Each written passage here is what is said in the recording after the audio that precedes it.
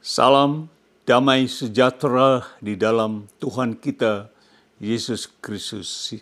Ya, kami dari Great Commission Gospel Ministry, yaitu pelayanan amanat agung bahasa Indonesia, dan kami sekarang ada berlokasi di Los Angeles, California, USA, atau bahasa Inggris USA, yaitu Amerika Serikat.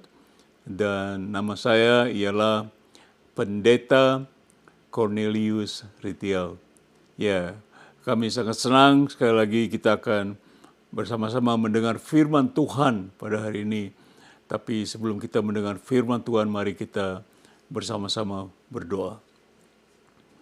Bapa di surga, terima kasih atas hari yang baru ini Engkau sudah berikan kepada kami. Ya, kami mohon Kau berikan kami juga roh yang baru, supaya kami bisa menyembah-Mu terus dengan roh dan kebenaran, dan juga berikan hati yang baru, supaya kami boleh mendengar firman-Mu, dan kami simpan di dalam hati kami. Ampuni kami di segala dosa dan salah kami, dosa hamba, dan penuhilah hamba dengan kuasa Roh Kudus-Mu, supaya setiap perkataan yang akan hamba ucapkan dalam firman Tuhan ini dipimpin oleh Roh Kudus untuk kemuliaan Bapa di surga. Di dalam nama Tuhan Yesus Kristus, hamba telah berdoa. Kita semua katakan?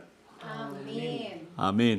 Ya, seperti biasa kita akan melihat judul, maksud saya note yang pertama, yaitu banyak orang-orang Kristen selalu berpikir bahwa Yesus sangat lemah lembut dan dia tidak akan pernah marah. Betul? Yesus baik, Yesus nggak akan marah kok, dia sangat baik. Jadi kita bisa berbuat apa saja, dia tidak marah. Tapi hari ini kita akan belajar. Coba note selanjutnya, tetapi kita akan belajar, seperti saya katakan tadi, apakah Yesus benar-benar tidak pernah marah? Marilah kita bersama-sama menyimak pelajaran hari ini. Oke, siap? Kita akan belajar dengan kalian bertanya, oh apa benar ya? Tuhan Yesus nggak pernah marah, kan dia baik ya, lemah lembut. Jadi dengan itu kita akan masuk pada judul. Maaf tadi saya terlalu cepat. Judulnya ialah mengapakah Yesus marah? Why is Jesus angry? Judulnya serem juga ya. Kenapa Tuhan Yesus marah ya gitu, saudaraku. Dan kita akan masuk ke dalam poin nomor 1, yaitu enyahlah daripadaku. Depart from me. Kita akan lihat ayat Matius 7 ayat 23, ini Tuhan Yesus berbicara, saudaraku. Pada waktu itulah aku, yaitu Yesus, akan berterus terang. Kira-kira kalau Tuhan Yesus berterus terang, dia terus terang tidak? Dia tidak pernah ada tipu dalam mulutnya. Akan berterus terang kepada mereka ini orang-orang yang mengatakan melayani ya, dan berkata, aku, yaitu Yesus, tidak pernah mengenal kamu. Enyahlah daripadaku, kamu sekalian apa? Pembuat kejahatan. Nah, ini Tuhan Yesus yang ngomong kepada orang-orang yang melayani, saudaraku. Saya taruh note seperti ini. Ini adalah satu pernyataan yang sangat tajam yang keluar dari mulut Yesus. Dan kita akan pelajari bersama mengapa Yesus demikian marah untuk orang-orang ini yang melayani. Dan untuk mengetahui hal itu, kita akan baca ayat sebelumnya. Sebelum ayat tadi, ayat yang ke-23, kita akan baca sebelumnya itu mengapa Yesus marah. Kita akan lihat Matius 7 ayat 21, ini ayat sebelumnya. Dikatakan seperti ini. Bukan setiap orang yang berseru kepadaku, kepada Yesus, Tuhan, Tuhan, akan masuk ke dalam apa? Kerajaan sorga, melainkan dia yang apa? melakukan kehendak, maaf kurang N-nya, melakukan kehendak Bapa-Ku di sorga. Perhatikan, melainkan dia yang melakukan kehendak Bapa-Ku di sorga. Nah, notis saya taruh seperti ini Bapak Ibu. Kita akan lihat apakah apakah sebenarnya kehendak Bapa di sorga yang paling penting di dalam kita diutus untuk melayaninya di muka bumi ini. Jadi yang paling penting itu apa kehendak Bapa? Nah, selanjutnya nomor 2 saya taruh seperti ini. Apa yang dilakukan oleh banyak orang di hari terakhir ini dan apakah mereka sungguh-sungguh memberitakan Injil Kerajaan Allah seperti yang apa? Dikehendaki oleh Bapa kepada Yesus. Tadi kita bicara apa kehendak Bapa. Nah, kita akan baca sekarang Lukas 4:42-43 sebelum saya kembali kepada buku Matius. Ketika hari siang Yesus berangkat dan pergi ke suatu tempat yang sunyi, tetapi orang banyak mencari dia. Seperti biasa Tuhan Yesus zaman itu kemana dia pergi orang ikuti ya. Orang banyak mencari dia lalu menemukannya dan mereka berusaha untuk apa? Menahan dia supaya apa? Jangan meninggalkan mereka. Karena mereka ikut Yesus ini bukan apa saudara, mencari berkat. Apalagi setelah 5.000 orang cuma mau cari makan. Yesus bilang, kamu enggak mencari aku. Ayat 43. Ya, selanjutnya, tetapi Yesus berkata kepada mereka, juga di kota-kota lain aku, yaitu Yesus, harus memberitakan Injil Kerajaan Allah. Sebab, perhatikan, untuk itulah aku, yaitu Yesus, diutus. Berarti apa? Tuhan Yesus datang sebelum dia maju ke salib, dia diutus untuk apa? Memberitakan Injil. Coba kita lihat note-nya. Taruh seperti ini. Yesus berkata bahwa dia diutus ke dalam dunia ini untuk dia apa? Dia bilang harus apa? Memberitakan Injil Kerajaan Allah. Tetapi apakah yang dilakukan oleh banyak orang di hari terakhir ini? Menurut Matius 7:22. Tadi kita baca ayat 23-nya, 23-nya, sekarang kita kembali 22-nya kita baca. Mari kita simak bersama 22. Oke? Kita baca pelan-pelan. Tuhan Yesus berkata, pada hari terakhir, yaitu di masa kita sekarang, ini karena ditulis berapa tahun yang lalu? 2000 tahun yang lalu, Yesus berkata kira-kira 2000 tahun yang lalu. Pada hari terakhir, hari di masa kita ada, banyak tidak ada jumlahnya, tidak. Banyak sekali. Banyak orang akan berseru kepadaku. Pada Yesus. Saudara perhatikan. Tuhan, bukankah kami apa?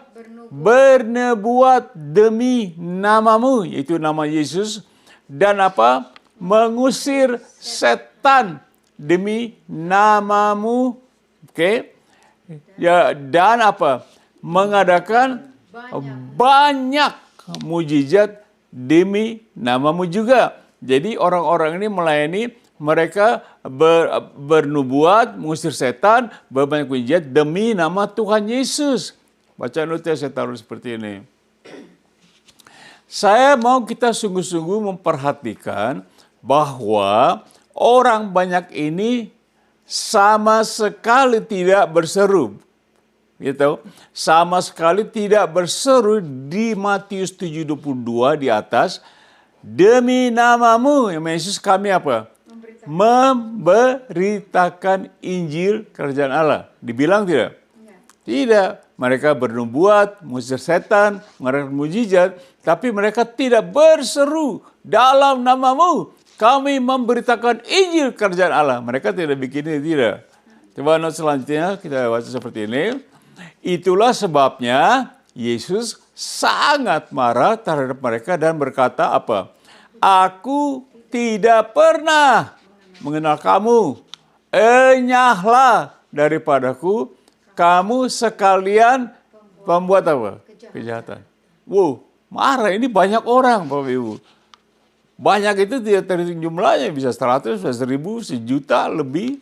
Tapi Tuhan Yesus marah dengan mereka ini. Nah, selanjutnya, seperti kita akan pelajari bersama apakah yang dikatakan oleh Yesus kepada murid-muridnya di orang Kristen sebagai amanat agung memberitakan Injil. Kita baca Markus 16, 15 sampai 18. Markus 16 ayat 15, Yesus berkata lagi, Tuhan Yesus. Lalu Yesus berkata kepada mereka, murid-muridnya, atau bisa juga orang Kristen. Kristen artinya pengikut Yesus, ya tidak? Pergilah ke seluruh dunia. Untuk apa? Beritakanlah Injil kepada segala makhluk. Ini namanya apa? Perintah agung. Ingat, tadi orang-orang banyak tadi, mereka berseru, tapi mereka tidak memberitakan Injil. Nah, di sini Tuhan Yesus berkata kepada muridnya, pergi untuk apa?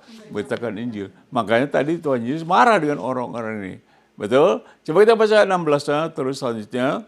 Siapa yang percaya dan dibaptis akan diselamatkan, itu masuk surga. Tetapi siapa yang tidak percaya akan dihukum. Jadi percaya dulu baru dibaptis. Ayat 17 kita baca. Nah, baca pelan-pelan. Tanda-tanda ini akan menyertai orang-orang yang percaya, yaitu khususnya orang yang memberitakan Injil, yang pergi keluar melayani. Tanda-tanda, saudara perhatikan, tanda-tanda. Mereka akan apa? Mengusir setan-setan. Bukan hanya satu setan, tapi setan-setan demi namaku. Tuhan Yesus berkata. Continue, ayat 17 saya bagi 2. Mereka, orang-orang percaya yang memberitakan Injil tadi, akan berbicara dalam bahasa-bahasa yang baru bagi mereka. Tidak dikatakan bahasa roh. Saya tidak tahu bahasanya apa. Jadi orang, pasti mereka bahasa roh. Tidak ditulis. Nah, ayat selanjutnya, kita baca 18. Mereka, orang-orang yang memberitakan Injil, akan memegang ular. Dan sekalipun mereka minum racun, mereka tidak akan mendapat celaka. Saya bagi 2, continue, ayat 18, coba perhatikan. Mereka akan apa? Meletakkan tangannya atas orang sakit. Dan orang sakit itu akan sembuh. Ini adalah mujizat. Ya, ayat 17 sampai 18, saya baru baca, semuanya hanya apa? Tanda-tanda yang mengikuti mereka, bukan perintah agung. Makanya tadi di Matius 7 Tuhan Yesus marah karena mereka tidak melakukan perintah agung. Mereka melakukan apa? Tanda-tanda, mengusir setan, mujizat. Itu semua tanda-tanda yang mengikuti kalau kita pergi memberitakan Injil. Jadi mereka tidak membicarakan Injil. Mereka tidak melakukan apa? Kehendak Bapa di sorga. Saya taruh nota seperti ini, saudaraku. Saya sudah katakan tadi, saya ulangi. Jadi menurut Markus 16-15, itu amanat agung. Bukan melakukan tanda-tanda. Tetapi pergi memberitakan Injil karena Allah kepada segala makhluk. Nah, itu kehendak Bapa. Bukan melakukan tanda-tanda. Sambil kita pergi, tanda-tanda mengikuti. Saya taruh notnya selanjutnya seperti ini. Di Matius 7 ayat 22, orang banyak ini sama sekali tidak memberitakan Injil kerajaan Allah. Tetapi mereka berseru kepada Yesus bahwa mereka hanya apa? Melakukan tanda-tanda dan bukan amanat agung. Yaitu memberitakan Injil kepada segala makhluk. Terus saya taruh notnya seperti ini. Karena itu Yesus sangat marah dan berkata, aku tidak pernah mengenal kamu. Enyahlah daripadaku, kamu sekalian. Jadi semuanya orang ini yang banyak, kamu sekalian pembuat apa? Kejahatan. Ya, karena mereka sama sekali tidak melakukan apa? Kehendak Bapa di surga. Bapak Ibu, sebelum kita masuk poin 2, saya tahu, saya melihat bahwa kita banyak khususnya di Indonesia di mana saja, seringkali kita pergi langsung kita lakukan tanda-tanda. Ada orang juga pelayan, sedikit orang rasukan setan, usir, nubuat, mujizat. Itu tanda-tanda. Yang penting kita harus memberitakan Injil. Jadi kalau ada orang sakit, diberitakan Injil dulu supaya dia percaya dan diselamatkan, baru kita lakukan tanda-tanda. Tanda-tanda pun itu mengikuti, bukan dibuat-buat. Halo, jangan dibuat-buat. Karena dikatakan tanda-tanda ini akan mengikuti orang percaya. Jadi kalau ada setan, jadi kita usir. Kalau nggak ada setan, jangan diusir-usir, saudaraku. Jangan sebuah orang sakit dikira masuk setan, kemasukan setan. Kita udah kebiasaan, oh dia kemasukan ini, kemasukan ini. Tidak, saudaraku ya. Nah, dengan itu kita masuk poin nomor 2. Yesus memarahi Petrus. Jesus was angry with who? Peter. Tuhan Yesus marah sama Petrus. Kita akan baca Matius pasal 16 ayat 23. Yesus marah. Maka Yesus berpaling dan berkata kepada Petrus, tahu ya Petrus adalah muridnya ya, murid yang pertama dipanggil. Berpaling dan berkata kepada Petrus, nyahlah apa? Iblis atau setan. Bahasa Inggris katakan get behind me Satan, gitu bahasa Inggris ya. Nyala setan atau iblis, engkau itu Petrus suatu apa? Batu sandungan bagiku, bagi Yesus. Sebab engkau bukan memikirkan apa yang dipikirkan Allah, melainkan apa yang dipikirkan manusia. Ingat, kita belajar tadi, kita dikasih pikiran melakukan siapa? Kehendak Bapa. Jadi Petrus pada saat ini, dia dimarah sama Tuhan Yesus. Kita akan baca nanti ya, ayat sebelumnya. Nah, kita baca noten dulu Bapak Ibu. Kita akan tahu kenapa Tuhan Yesus marah. Untuk kita mengetahui mengapa Yesus begitu marah terhadap Petrus, sehingga Yesus memanggil Petrus apa? Iblis atau setan. Nah, kita harus membaca ayat 21 dan 22-nya. Tapi sebelumnya saya akan kasih tahu saudaraku. Tuhan Yesus marah. Kira-kira Tuhan Yesus sayang nggak sama Petrus? Sayang nggak? Dia mati buat Petrus, sayang. Tapi tetap Tuhan Yesus panggil dia apa? Iblis, setan. Wih, kejem banget itu Tuhan Yesus. Muridnya dipanggil setan. Kita akan lihat alasannya. Matius 16, 21, 22, kita baca. Sejak waktu itu Yesus mulai menyatakan kepada murid-muridnya bahwa yaitu Yesus harus pergi ke Yerusalem dan menanggung banyak penderitaan dari pihak tua-tua, imam-imam kepala dan ahli Taurat. Lalu apa? Dibunuh dan dibangkitkan pada hari ketiga. Baca ayat 22-nya saudara, pelan-pelan. Tetapi siapa? Petrus. Petrus apa? Menarik Yesus ke samping. Bayangkan Tuhan Yesus lagi sharing kenapa saya harus ke Yerusalem. Petrus ditarik Yesus ke samping dan menegur. Bukan hanya tarik, menegur Petrus Yesus. Katanya, Tuhan, kiranya Allah menjauhkan hal itu. Hal itu sekali-sekali takkan menimpa engkau. Itu. Kelihatannya kedengarannya bagus kan? Ditarik Tuhan Yesus, dia atas Petrus tegur Tuhan Yesus dengan suara keras. Coba kita baca notnya. Jadi kita kata, oleh sebab itu Yesus sangat marah terhadap Petrus. Sehingga Yesus menyebut Petrus apa? Iblis atau setan.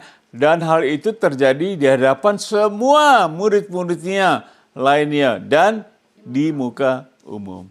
Petrus dibilang setan, itu semua murid-muridnya ada dan juga di muka umum, saudaraku. Not selanjutnya saya taruh seperti ini.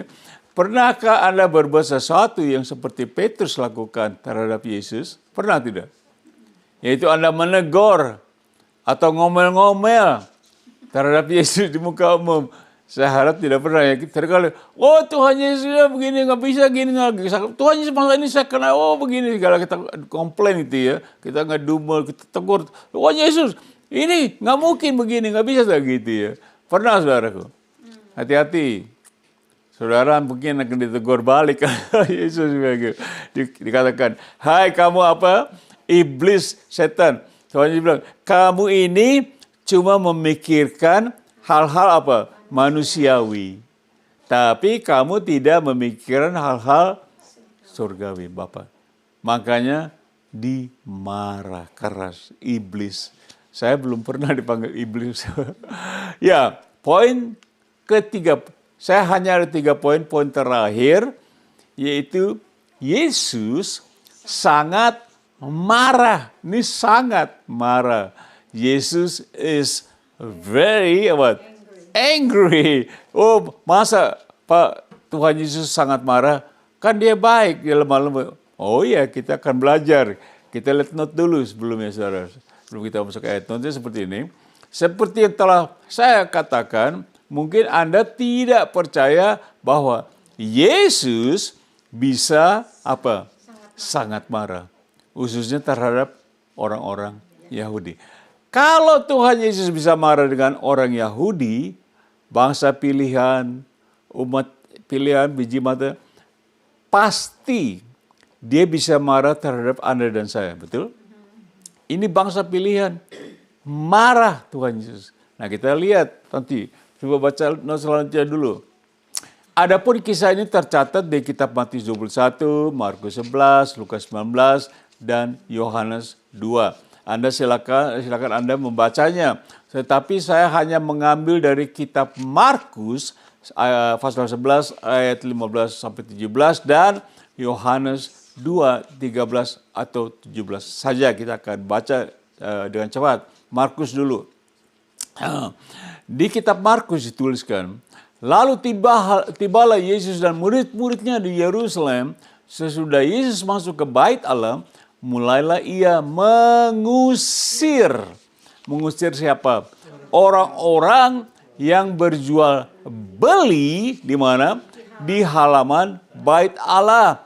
Meja-meja penukar uang dan bangku-bangku siapa? Pedagang merpati diapakan?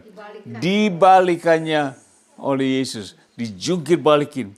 Meja-meja zaman dulu bukan meja plastik, saudaraku. Kalau zaman sekarang kan angin tiup aja meja terbang ya. Plastik itu ya. Kalau dulu meja itu dari kayu besi barangkali. Berat-berat benar. Tuhan Yesus balikin semua. Dia sangat marah. Ayat 16 kita baca terus. Dan Yesus tidak memperbolehkan orang membawa barang-barang melintasi halaman bait Allah. Karena orang-orang barang-barang apapun tidak boleh melintasi halaman bait Allah. Nah, mengapa Yesus begitu marah terhadap orang-orang Yahudi ini? Kita baca 17-nya. Lalu Yesus mengajar mereka, ini orang-orang yang sedang dimarahin nih, diajarin nih. Bukankah ada tertulis, nah itu ada tertulis di kitab Yesaya 56 ayat 7, nanti saudara baca sendiri. Rumahku akan disebut apa? Rumah doa bagi segala bangsa. Berarti bukan hanya untuk orang Yahudi saja itu. Siapa yang mampir berdoa ke rumah Tuhan. Tetapi kamu, yaitu orang-orang Yahudi ini, yang pedagang-pedagang ini, kamu ini telah menjadikannya, yaitu rumah Aram, menjadi apa? Sarang penyamun. Kalau dibilang masih sarang burung mah masih enak ya. Mereka merasa tidak bersalah. Kok kita lagi jualan kok dibilang penyamun? Kan kata-kata penyamun itu kata-kata satu yang boleh dikatakan tidak baik ya. Kamu ini jadikan halaman gereja, halaman rumah Bapakku, kamu jadikan sarang penyamun. Berarti tempat penyamun tinggal. Karena sarang penyamun. Tuhan Yesus begitu marah. Baca Yohanes pasal 2 ayat 13 sampai 17 dengan cepat. Ketika hari raya Paskah, orang Yahudi sudah dekat, berarti belum Paskah ya tidak. Karena Paskah sudah dekat, kita akan merayakan Paskah minggu depan. Yesus berangkat ke Yerusalem. Jadi peristiwa ini tadi sebelum Paskah, betul? Ayat 14. Dalam bait suci, katakan dalam. Tadi di halaman, sekarang dalam bait suci didapatinya pedagang apa, lembu, kambing domba, dan merpati, dan penukar uang duduk di situ. Duduknya di mana? Di dalam apa? Bait suci. Bukan di pekarangan lagi, karena mereka udah nyelonong masuk ke dalam nih. Bait suci. Ayat 15. Iya, Yesus membuat apa? Cambuk. Karena dia marah ya tidak. Mau cabuk dari tali lalu mengusir mereka semua. Dari mana? Dari bait suci, bukan dari halamannya. Dengan semua kambing domba dan lembu mereka, uang penukar-penukar dihamburkannya ke tanah dan meja mereka dibalikannya. Marah tidak? Marah banget. Marah banget. Karena orang-orang ini mulai masuk ke dalam bait Allah, mulai bawa-bawa semua binatang-binatang, tukar duit dan sebagai jadi rumah dagang. Jadi sangat marah Tuhan Yesus. Baca ayat 16 dengan cepat. Saya hampir selesai Bapak Ibu. Kepada pedagang merpati atau Yesus berkata, ambil semuanya ini. Dari sini ambil. Jangan kamu membuat rumah Bapakku, yaitu bait Allah, tadi gedung gede, menjadi tempat apa? Berjualan. Dengar sekali lagi. Jangan kamu apa? Membuat rumah Bapakku atau rumah doa menjadi tempat apa? Berjualan. Tempat apa? Berjualan. Ingat, nanti saya akan jelaskan. Ayat 17. Maka teringatlah murid-muridnya bahwa ada tertulisnya di Mazmur 69 ayat 10a. Anda bisa baca. Cinta untuk rumahmu menghanguskan aku, yaitu Yesus. Baca notis seperti ini, saya taruh. Saudaraku, kejadian ini adalah pada saat sebelum hari raya Paskah dan terjadi di halaman rumah Allah atau bait suci, atau bisa juga kita katakan di halaman gedung apa? Gereja atau di dalam gereja. Halo, zaman sekarang, di mana gereja Anda bisa terjadi? Orang berjualan di halaman, di dalam juga gereja. Ya segala macam. Jual ini, jual ini. Oh, ibu-ibu jual baju, make up, semua. Di dalam gereja. Mungkin lagi ngobrol-ngobrol. Segala macam. Di halaman gereja juga jualan. Gado-gado. Iya. Lemper, apalagi. Mami, ayo datang hanya untuk berjualan. Baca notis selanjutnya, saudaraku. Jadi pertanyaannya bukan apakah kita rajin datang ke rumah Allah atau ke gereja untuk apa? Beribadah. Tetapi apakah kita rajin apa? Berjual beli di halaman atau rumah Allah atau halaman gereja. Mencari apa? Keuntungan uang. Makanya tadi meja penukaran uang dibalikin semua, diambur, dilempar semua. Karena mereka mencari untung, mencari uang di halaman dan di dalam rumah ibadah. Boleh dikatakan di dalam gereja, betul? Makanya Tuhan Yesus marah, ya tidak? Nah, selanjutnya saya taruh seperti ini. Dan kalau kita masih datang hanya untuk berdagang di halaman atau bahkan bait suci, rumah Allah atau gereja, lebih baik kita apa? Bertobat. Ingat, cinta uang adalah apa? Akar segala kejahatan. Dengan memburu uanglah banyak di antara kamu yang telah apa? Menyimpang dari iman dan menyiksa diri dengan berbagai duka. Ingat itu. Nah, kita harus bertobat sebelum Tuhan Yesus apa? Sangat marah dengan kita. Setuju? Setuju. Ya. Saya tidak menuding, saudara. Saya tidak menuduh, tapi saya hanya mengajar. Amin. Jangan sampai kita datang ke gereja, kita berdagang. Atau jangan sampai kita buat rumah Allah sebagai rumah dagang. Tuhan Yesus katakan, kamu jadikan sarang apa? Penyamun. Sarang penyamun. Kita baca tentang bertobat, Yesaya pasal 1 ayat 18-20. Ini Allah berfirman, marilah atau baiklah kita, termasuk Anda dan saya, berperkara atau artinya bertobat. berperkara firman Tuhan, sekalipun dosamu merah seperti kermizi atau akan menjadi putih seperti salju, sekalipun berwarna merah seperti kain kesumba akan menjadi putih seperti bulu domba, bukan menjadi bulu domba seperti bulu domba. Ayat 19 dengan cepat dikatakan jika, atau ini kata kondisi, jika artinya kalau kamu buat ini, kalau tidak buat ini, jika kondisi.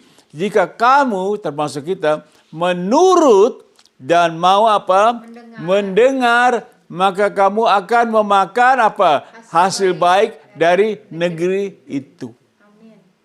Dengerin dulu firman Tuhan, bertobat, nggak usah dagang-dagangan rumah Allah.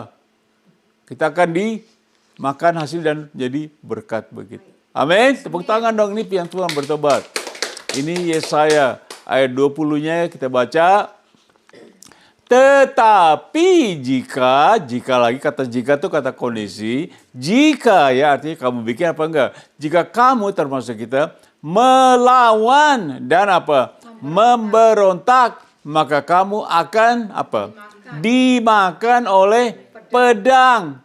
Sungguh siapa? Tuhan yang mengucapkannya. Dimakan pedang. Zaman itu ya adanya pedang. Kalau zaman sekarang adanya apa? Zamannya apa sekarang? Apa tuh yang pesawat kecil bisa terbang itu apa namanya? Drone.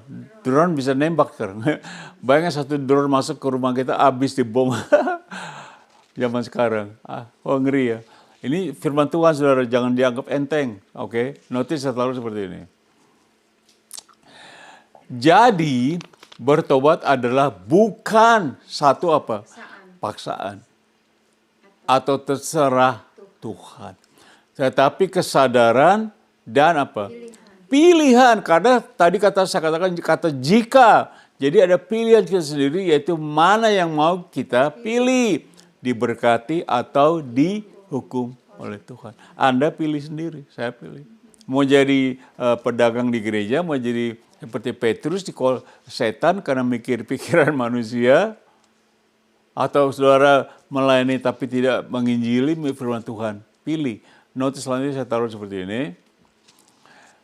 Bukan hanya saja Anda berjualan di halaman rumah Allah, tetapi juga jikalau Anda, dengar dulu baik-baik, saya tidak menuduh, tetapi juga jikalau Anda menjual pelayanan Anda di dalam rumah Allah, yaitu Anda melayani Tuhan untuk mendapatkan Envelope. Saya tidak menuduh, saudaraku.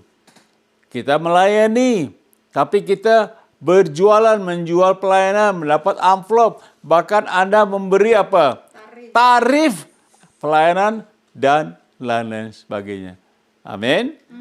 Kita mau melayani, tapi di pikiran kita, saya mau melayani untuk saya dapat envelope uang dan saya kasih tarif. Saya dengar ada pendeta-pendeta diundang tarifnya segini. Kalau nggak diketemui tarif ini, tidak dibayar tarif ini, saya nggak datang. Hotelnya, pesawat terbangnya, ada tarifnya, saudaraku. Berarti orang ini dia menjual pelayanan, berjualan pelayanan. Setiap hal yang saudara lakukan berbau uang, saudara berdagang. Saya tidak menuduh, saudara. Saya dengar banyak kita hamba Tuhan, kita berdagang pelayanan. Betul tidak? Jual beli. Ada harganya. Wah, kalau itu gereja yang sekian, saya tarifin sekian. Kalau gede, wah ini gede nih. Ini gerejanya gede, amplopnya pasti gede ini. Wah, gerejanya kecil, amplopnya kecil. Berjualan tidak? Hati-hati, Bapak Ibu. Saya hanya mengajar. Note-nya saya taruh seperti ini.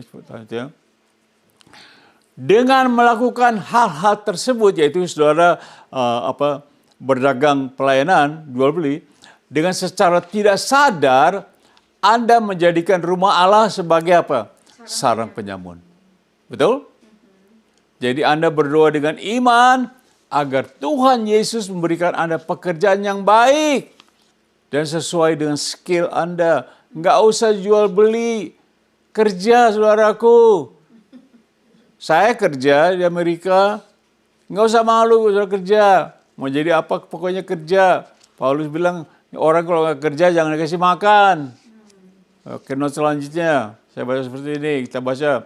Rasul Paulus, baru saya bilang Rasul Paulus melayani banyak jemaat di berbagai kota, tetapi dia tidak mau apa? Membebani jemaat untuk membayar atau memberi dia uang. Saya tidak pernah baca satu ayat Paulus pergi, saya tarifnya segini. Saya tidak pernah baca satu ayat Paulus bilang, oh saya kalau melayani itu memberitakan Injil, saya amplopnya segini. Bahkan dia katakan apa upahku? Upahku ialah aku boleh memberitakan Injil tanpa upah. Itu Rasul Paulus. Dia tidak menjual belikan Injil. Dia tidak berdagang Injil. Dia tidak berdagang pelayanan jual beli. Dia bekerja. Dia malahan dia membuat apa? Dan menjual apa? Tenda untuk biaya hidupnya sehari-hari. Makanya saya katakan tadi, daripada saudara berdagang, pelayanan, mendingan saudara kerja. Kita semua juga kerja, nggak usah malu. Paulus malu nggak bikin tenda? Dia jual untuk cari makan. Dia nggak malu, saudaraku. Tapi zaman sekarang, saya mendengar dan juga saya pernah melihat, saudaraku, kita hamba-hamba Tuhan menjadi pedagang Injil. Betul? Menjadi pedagang pelayanan. Wah, saya mah kalau nggak ada uangnya males ke situ. Udah gerejanya gede tapi pelit. Loh, kok jadi mikirinnya perkara manusia? Makanya Tuhan Yesus, hey iblis, enyahlah daripadaku. Kan Petrus gitu, pikirannya manusia banget. Amin. Ya, ringkasannya kita baca, saya selesai. Judul kita belajar tadi, mengapa Yesus marah. Marah tidak? Marah sekali, marah banget ya. Dikatakan satu tadi apa? Enyahlah daripadaku kepada orang-orang yang melayani. Enyahlah kamu perbuat apa? Kejahatan karena mereka tidak melayani pemberitaan Injil. Mereka melayani tanda-tanda. Poin nomor 2, Yesus memarahi Petrus. Karena Petrus menarik dan menolak Yesus. Kata, bukan begini Tuhan Yesus, dimarahin. Dipanggil setan. Dipanggil iblis. Saudara hati-hati dalam pelayanan mau ngomel-ngomel Tuhan. Kamu dibilang iblis sama Tuhan. Bukan dia marah, dia sayang sama kita. Tuh khotbah saya nanti dalam kasih ada disiplin. Orang tidak ajarkan gitu, saya akan ajarkan. Poin nomor 3, Yesus sangat marah tadi. Pedagang-pedagang di besi, meja-meja dari kayu besi yang berat-berat dibongkar balik, dibuang. Karena orang berdagang di mana? Di halaman dan di dalam bait suci. Keterlaluan banget. Makanya Tuhan Yesus marah. Amin. Hati-hati, bro. Jadi aplikasinya saya taruh seperti kita saya selesai. Janganlah kita pernah menganggap bahwa Tuhan Yesus sama sekali tidak bisa marah terhadap kita, jemaatnya, dan juga orang yang menyalahgunakan halaman rumah Allah atau rumah ibadah disalahgunakan. Selanjutnya aplikasi saya taruh begini. Kita harus bertobat jika kita mempergunakan rumah Allah sebagai sarang penyamun. Kalau tidak, ini kondisi. Kalau itu kata kondisi. Kalau tidak, maka Allah akan apa? Berperkara dengan kita. Ya, sebagai contoh Ibrani 12 ayat 6 kita baca Ibrani 12 ayat 6 apa? Karena Tuhan apa? Menghajar. Tuhan menghajar. Bukan mengajar, menghajar orang yang dikasihnya dan dia apa? Menyesah orang yang diakui sebagai anak.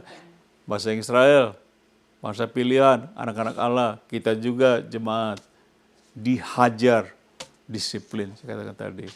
Oke, notanya saya taruh seperti ini. Menyesah artinya menghajar, mendisiplinkan, menyiksa sebagai bentuk apa? didikan. Itu menyesal. Karena Tuhan Allah kita sebagai karena kita sebagai anak-anaknya, agar supaya kita tidak menjadi anak-anak gampangan. Saja saya taruh seperti ini. Jangan lupa bahwa kita diutus bukan untuk melakukan tanda-tanda, tetapi untuk apa? Memberitakan Injil. Itulah kita. Kita ini murid-murid Tuhan Yesus. Kalau dia diutus, kita juga. Saya taruh selanjutnya mungkin ada satu lagi kalau tidak salah. Kata-kata terakhir saya taruh. Apakah Tuhan Yesus bisa marah? Apa jawab Anda? Apa jawabannya? Amin. Apakah Yesus bisa marah? Ya, kita baru belajar.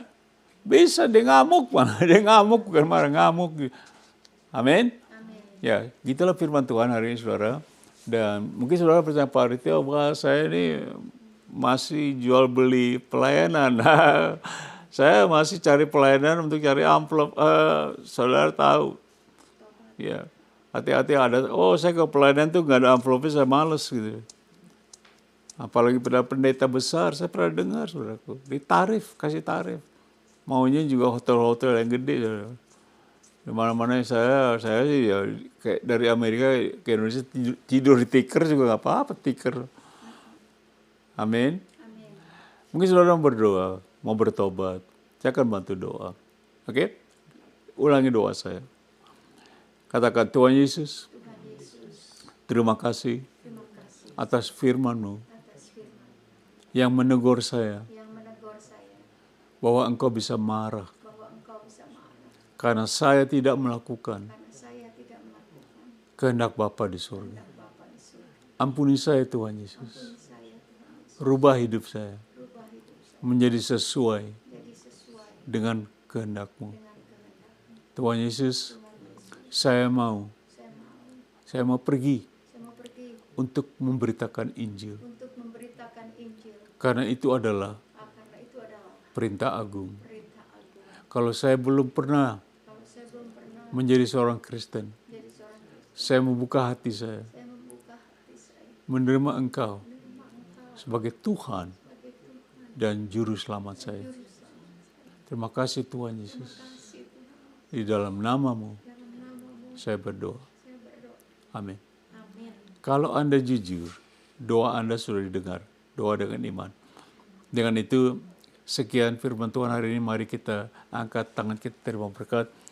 Kiranya kasih Bapa, kasih yang agape, kasih yang menghajar anak-anaknya, juga kiranya seluruh anugerah di dalam Tuhan Yesus Kristus Tuhan kita yang memberikan perintah agung kepada kita, yang bisa marah juga kepada kita. Dan kiranya seluruh persekutuan di dalam Roh Kudus dan kuat kuasa dalam Roh Kudus, bahkan kiranya damai sejahtera Tuhan Yesus menyertai kita sekalian dari saat ini sampai selama-lamanya. Di dalam namanya kami berdoa. Semua katakan amin. Terima kasih Bapak Ibu, demikianlah firman Tuhan. Saya berharap kita akan bertemu lagi di minggu yang depan. Dan saya akan mengajar sekali lagi dari firman Tuhan, dari ayat-ayat yang ada. Saya tidak mengajar dari pikiran nebak-nebak. Dengan itu saya akan mengatakan terima kasih. God bless you. Bye-bye.